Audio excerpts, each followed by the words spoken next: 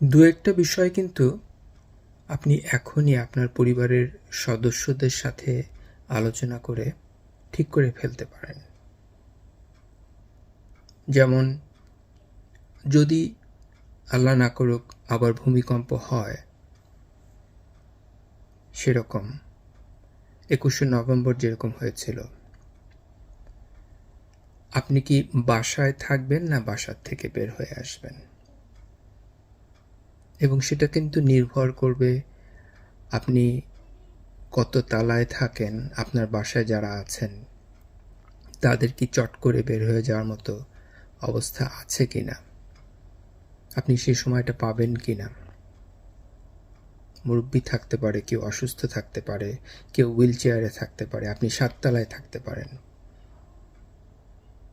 একটা জিনিস চিন্তা করে দেখেন, এই ২১শে নভেম্বরের ভূমিকম্পে দুর্ভাগ্যজনকভাবে যারা মারা গেছেন তাদের অনেকেই কিন্তু বাইরে ছিলেন। তারা বাসা থেকে বের হয়ে এসেছিলেন অথবা কোনো কারণে বাইরে ছিলেন তখন।